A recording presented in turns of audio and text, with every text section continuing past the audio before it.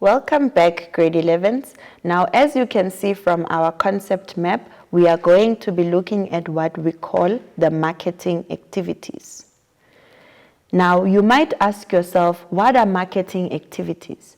Now, it is very important to note that marketing activities are simply the things that businesses do or the marketing function does in order to make sure that at the end of the day, customers have the right product in their hands that is of good quality. The first activity is called standardization and grading. Now remember, we defined standardization to be something that is of the same quality. So it is said there that standardization refers to the process of ensuring that goods are produced to the same standard in terms of their size or their weight as well as their color. Now, as we are manufacturing products, standardization makes sure that all the products that we are manufacturing are the same. We are avoiding a situation where my shoe is white and your shoe is cream white, but it was manufactured by the same company. So with standardization, we want to ensure that the same quality applies from the first product that we make to the last one. Grading is then the process of sorting individual units of a product into specified classes or grades of quality, such as fruits and vegetables. Now, as you can see from the picture here, you might have noticed when you go to a shop and you look at a product which is a fruit or a vegetable and it says A grade. So if it's classified as an A grade, it simply means that that product is of the highest quality. So businesses use grading to determine the classes of quality. Also, when you go to a hotel and you find out that this hotel is a 5-star, then you note to say that this hotel offers the best service. This is what we call grading. The second activity is called storage. Now, as you can see from the picture here, storage simply refers to the act of keeping the products at a specific facility for safekeeping or preservation after the manufacturing has taken place. So sometimes it happens that businesses do not have enough space to store their products. So they are then going to have storage facilities where they keep their products safe until they reach the final consumer, which is me and you. We then have what we call transport. Now, I'm sure you are familiar with this one. It says there that transport or products rather must be transported from the storage facilities that we have discussed to facilities or to intermediaries, wholesalers or retailers. Now, you might ask yourself, what are these intermediaries? Remember, a wholesaler is a business where they sell products in large quantities. So businesses can manufacture their products, then sell them to wholesalers who will then sell to retailers that can sell the products in smaller quantities to the final consumer. We then have financing.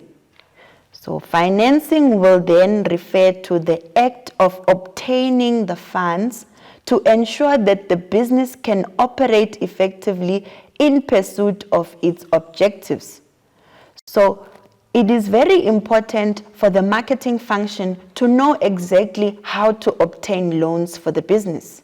So financing will then talk about finding the best loans, for instance, using the best interest rates that are going to benefit the company. Lastly, we have what we call risk bearing. The business enterprise carries the risk involved in various marketing activities. Now, when we are busy storing our products, we need to take into consideration the fact that something can happen to those products. Now, we call that risk bearing. We need to be prepared for anything that can happen that might cause harm to our products. The factory or the warehouse can, for example, catch fire, or goods can be stolen, which may result in financial losses.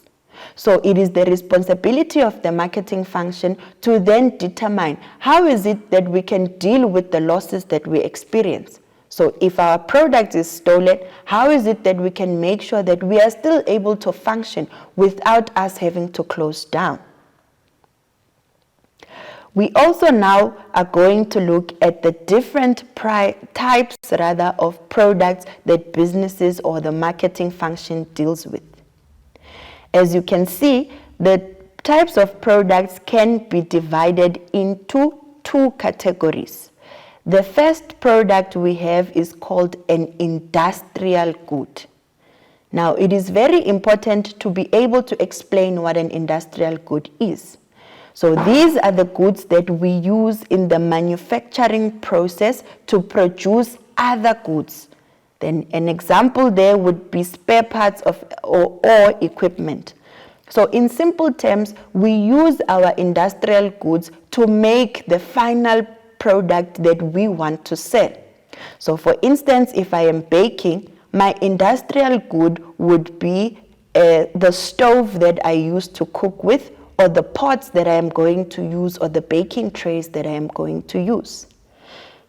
We then have what we call a consumer good.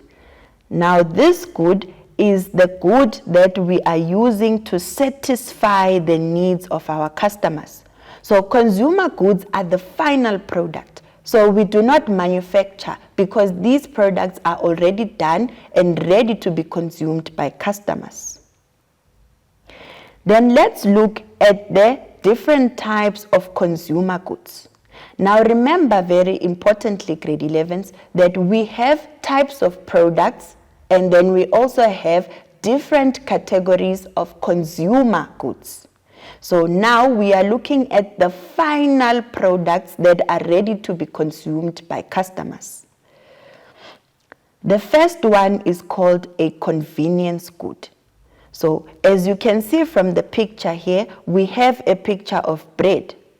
And as we read, you will notice to say that consumer or convenience goods rather are low priced, and therefore the customer will buy that product without having much thought. So when I go to a shop and buy bread, I do not think twice about where I am going to buy this bread. If I am looking for bread, I will go to the first available store and buy my bread without having to think too much about it, because this product is low priced. And when I compare, I can find the same product wherever I am going at more or less the same price. We then have what we call our shopping goods. Now, how do these differ from our convenience goods? These are more expensive as compared to our convenience good. Now, because this product is more expensive, I am going to put more thought before I buy it. So I will not wake up the same way that I wake up to buy bread to go and purchase a car. I need to go and think about it first and compare the prices from different car dealers that are offering me the same type of a car. We then have what we call specialty goods. Now you can hear from the word special itself that these goods are probably very expensive. It says that these goods usually have name brands. Now, as you can see from the picture, this is a very expensive watch. Then consumers know exactly what they want, and they are willing to search until they find exactly what they are looking for. Now remember, this product is very costly, so I am going to search for it until I find it, because it's associated with a specific brand that I want. So I am willing to shop around until I find exactly what I am looking for. Lastly, we have what we call unsought goods. So these are goods that consumers do not know of or think of until the need for that product appears. So when we look at the picture there, we can see that this is a coffin. It is not every day that you wake up and think that, oh, in the world we have coffins. It's only when a death is going to occur that we think or remember to say we need to buy a coffin. So you need to note that unsought goods are products that customers only think about when the need arises. Now, take a moment to think that when COVID happened, what are the products that you never thought you would ever need until COVID happened? As you are thinking about it, let's go to an ad break and we will continue when we come back.